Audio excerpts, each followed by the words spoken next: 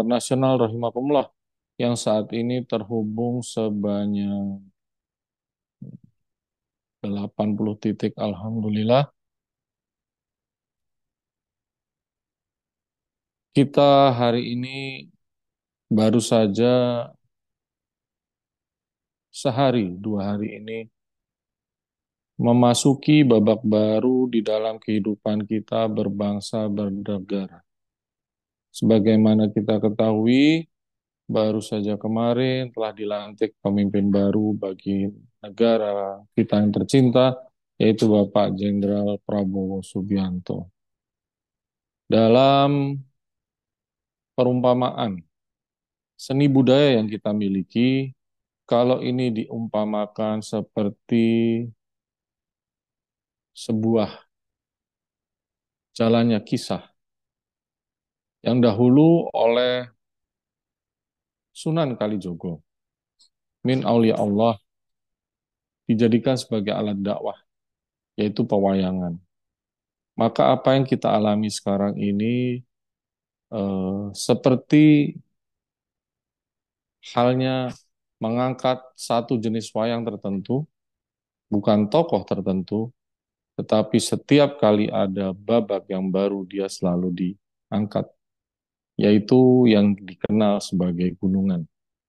Memang demikianlah bentuknya, seperti sebuah gunung, maka disebut sebagai gunungan. Bentuknya di bawahnya ada makhluk-makhluk tertentu, biasanya ada hewan penghuni hutan, juga lengkap dengan hutannya, kemudian ada gerbang, ada atap rumah, dan kemudian di atasnya mengerucut persis seperti bentuk sebuah gunung, yang kemudian menjadi penanda bahwa pertunjukan atau kisah sedang bergulir, dan kemudian juga babak baru akan segera dimulai. Dalam perumpamaan yang lain, gunung ini dijadikan sebagai makhluk tersendiri, bahwa gunung ini bukanlah semata sekumpulan tanah atau batu yang menggunduk kemudian menjulang tinggi, tetapi gunung ini juga menjadi makhluk tersendiri yang dalam banyak kisah yang kita miliki di dalam ajaran kita sebagai seorang Muslim, itu disetarakan dengan makhluk seperti manusia dan malaikat. Dalam sebuah hadis qudsi disebutkan bahwa gunung, manusia, dan malaikat pernah terlibat dalam sebuah dialog yang tidak sederhana, yaitu ketika Allah Subhanahu wa Ta'ala menawarkan kepada di antara tiga makhluk ini, siapakah yang kiranya berkenan untuk mengemban nafsu. Di antara ketiganya, gunung menolak, malaikat pun menolak, tapi hanya manusia yang menerima. Dalam kisah yang lain disebutkan, juga sama, menyitir dari hadis qudsi, gunung ini sebagai makhluk memiliki tugas yang tidak sederhana. Karena apa? Dunia yang kita tinggali ini, pada awal penciptaannya dia bergetar dengan hebat. Dia tidak bisa diam. Tubuhnya berguncang terus. Kemudian oleh Allah diperintahkan kepada makhluk yang bernama gunung, "Hai gunung, tumbuhlah." Muncullah gunung di beberapa titik di muka bumi, dan ketika gunung ini muncul, maka bumi yang tadinya berguncang dengan hebat ini bisa kemudian menjadi diam dan tenang. Bahkan sampai para malaikat itu kagum melihatnya. Jadi gunung ini juga dalam hadis yang lain disampaikan sebagai salah satu perlambang kekuatan yang tidak hanya mengagumkan bagi manusia hingga saat ini. Sering kali melihat gunung sebagai lambang kesuburan dan kekuatan, tapi juga para malaikat. Bahkan ada dialog yang terlibat di dalamnya, ketika malaikat begitu kagum melihat kekuatan gunung ini, kemudian ada yang bertanya, adakah kiranya yang lebih kuat dari gunung ini? Oh, ada, yaitu besi. Karena besi dapat menghancurkan batu. Adakah kiranya yang lebih kuat dari besi? Oh, ada, yaitu api. Apilah ini yang kiranya bisa menghancurkan besi. Luar biasa api ini. Adakah kiranya yang lebih kuat dari api? Ada, yaitu air. Karena air ini luar biasa. Tetapi adakah kiranya yang lebih kuat dari air? Ada. Yang bisa mengangkut air, yaitu angin. Adakah kiranya yang lebih kuat dari angin? Ada, yaitu ketiadaan, alias ikhlas. Nah, gunung ini kiranya dengan segala zat yang ada di bumi kerap digunakan sebagai perlambang kekuatan, kestabilan, penjaga, dan bahkan dalam permisalan yang digunakan oleh Sunan Kalijogo sebagai pertanda babak baru diperlambangkan juga sebagai sebuah penanda zaman. Inilah yang baru kita alami 1-2 hari belakangan ini, bahwa bangsa dan negara kita alhamdulillah memiliki babak baru dengan hadirnya Jenderal Prabowo Subianto sebagai pemimpin baru di negara Kesatuan Republik Indonesia yang kita cintai ini. Ada sesuatu yang menarik dengan perlambang gunung ini. Karena di dalam Al-Quran juga gunung banyak sekali disebut, tetapi wabil khusus kita akan merujuk kepada sebuah ayat, yaitu surah Fatir. Surah Fatir ayat 27, mohon izin, sambil saya melihat referensi. Betul, surat Fatir ayat 27, ada yang istimewa dengan surat ini, karena di dalam surat ini, gunung itu diceritakan, dikisahkan secara bersanding dengan beberapa hal yang lain. Wabil khusus, di antara gunung-gunung itu disebutkan dalam surah tadi, yaitu adanya garis-garis putih dan merah yang beraneka macam warnanya, dan ada pula yang hitam pekat. Menarik sekali kita lihat bahwa di dalam Al-Quran, beberapa warna seringkali disebutkan, tetapi ada beberapa warna yang cukup dominan dan sering disebutkan, yaitu di antaranya hijau, dan yang menarik juga bahwa merah disandingkan dengan warna putih. Dan kali ini di dalam surah Fatir ayat 27 disebutkan bahwa merah dan putih berupa garis-garis ini juga berada di antara gunung-gunung. Kurang lebih dalam tafsir Al-Muyassar, kita bisa bacakan tafsir dan pendekatan terjemahnya disebutkan bahwa dan kami menciptakan gunung dengan keanekaragaman, ada yang putih dan ada yang merah. Tetapi kemudian dalam tafsir yang lain, dalam tafsir Al-Madinah Al-Munawwaroh, disebutkan juga bahwa gunung-gunung ini bukan hanya warnanya, tetapi ada jalan di antaranya yang berwarna-warni, ada yang putih dan merah, dan ada pula yang hitam pekat. Dalam tafsir yang lain, kita coba kutip tafsir yang agak berbeda, bukan dari Saudi Arabia, kita coba tafsir dari Suriah. Di dalamnya disebutkan agak menarik karena disebutkan dengan jelas bahwa gunung-gunung yang dijadikan sebagai pasak bumi oleh Allah, disebutkan sebagai pasak bumi Allah oleh Allah, dan di padanya terdapat banyak warna, ada garis-garis putih, maksudnya jalan-jalan putih, dan ada pula yang merah, dan ada pula yang hitam pekat. Dan menarik juga dalam beberapa tafsir yang lain bahwa garis-garis ini disebutkan serupa dengan pembuluh darah. Nah, ini menarik sekali kalau misalan ini tadi, bahwa gunung dengan jalan yang ada di antara gunung-gunung tadi itu memiliki warna yang dominan disebutkan di dalam Al-Quran sebagai hitam, putih, dan merah. Mohon izin, kami ulangi, putih, merah, dan baru hitam. Demikian urutannya.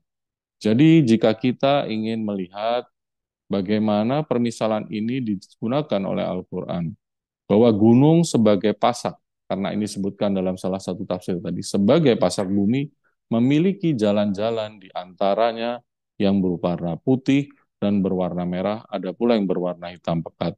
Dan jalan-jalan ini bukan hanya dimaknai sebagai jalan atau warna gunung, tetapi juga disebutkan dalam beberapa tafsir bahwa dia serupa dengan pembuluh darah manusia.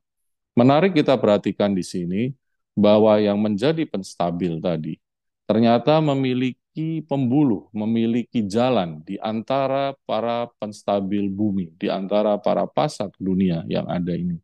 Jalan itu terutama adalah yang putih dan ada pula yang merah. Dan di antaranya bahkan ada juga yang hitam pekat. Apabila kita maknai Al-Quran ini dalam tafsir yang tidak secara harfiah atau material, kita akan mendapati karena Jalan dan garis bisa ditafsirkan sebagai pembuluh, maka demikian pula warna putih dan merah juga bisa kita tafsirkan sebagai penjelasan yang sedikit ukhrawi dalam hal ini. Maka kita perhatikan bahwa kestabilan dunia kita bukan bumi, karena dunia bisa bermakna lebih ukhrawi ketimbang bumi yang sifatnya lebih material. Kestabilan kita ternyata bisa kita tempuh melalui dua buah jalan, yaitu jalan yang putih, bisa juga melalui jalan yang merah. Tetapi hati-hati di antara keduanya ada jalan yang begitu hitam pekat. Perhatikan jamaah ikhwan akhwat Majelis Manaqib Online Internasional malam ini, bahwa jalan yang putih dan jalan yang merah merupakan keniscayaan yang telah dijanjikan oleh Allah Subhanahu wa taala di antara gunung-gunung sebagai pembuka babak-babak perjalanan diri, babak perjalanan bangsa, dan bahkan babak perjalanan dunia itu sendiri. Dan keberadaan jalan dan putih merah ini merupakan sebuah janji Allah juga, sebagaimana ditafsirkan sebagai pembuluh darah oleh salah satu tafsir yang tadi kami sebutkan, bahwa termasuk di dalam diri kita manusia terdapat juga jalan yang putih dan jalan yang merah. Bahkan jika kita lihat secara medis, secara ilmiah, bahwa di dalam pembuluh darah kita memang senyata-nyatanya tidak hanya terdiri dari sel-sel darah merah belaka, tetapi juga terdiri dari sel darah putih. Apabila kita maknai dalam pemaknaan kita sebagai bangsa Indonesia, banyak yang menyampaikan merah berarti berani dan putih adalah suci. Merah adalah yang bersifat kekuatan, putih adalah yang bersifat spiritual. Tetapi alangkah menariknya ketika kita lihat dalam kenyataan dalam kenyataan ilmiah, bahwa ternyata sel darah merah tugasnya adalah sebagai pembawa nutrisi, pembawa oksigen, dan lain zat-zat berguna yang dibutuhkan oleh tubuh. Tetapi ketika bicara kepada tugas yang jauh lebih keras, jauh lebih berbahaya, maka tugas itu ternyata dibebankan kepada sel darah putih. Perhatikan di sini, kalau kita lihat dalam pemaknaan kita sebagai Ikhwan Ahwat Toriko Qodiri Naksabandi, Ma'had Suryalaya Sirna Rasa PPKN, bahwa keberadaan merah dan putih merupakan sesuatu yang lekat dan disyariatkan, bahkan disunahkan oleh guru agung kita, Syekh Mursyid kita, Pangersa Aba Aus radhiyallahu anhu qadassallahu sirah. Dalam pemahaman kita, merah seringkali kita analogikan, kita samakan, kita sandingkan dengan zikir jahar. Dan warna putih kita sandingkan dengan zikir khafi. Namun ternyata dalam kenyataan biologis kita sebagai manusia, bahwa secara ilmiah, ternyata sel darah putih memiliki fungsi yang jauh lebih ofensif, jauh lebih keras sebagai pelawan kuman dan virus. Bahkan di sini menarik sekali bahwa sel darah merah yang sering kali dimaknai sebagai hal yang sifatnya lebih material, lebih jahar, lebih fisik, ternyata berfungsi sebagai pembawa nutrisi, oksigen, dan lain sebagainya. Jadi di sini kita melihat bahwa keberadaan merah dan putih, keberadaan jahar dan kofi, keberadaan pembuluh darah yang sel darah merah sebagai pembawa nutrisi dan sel darah putih sebagai pelawan kuman adalah merupakan keniscayaan yang dibutuhkan, bahkan tidak hanya oleh diri kita, tetapi kalau kita melihat dalam surah Fatir ayat 27, dia menjadi sebuah keniscayaan di antara gunung-gunung yang menjadi pasak stabil bumi dan dunia kita.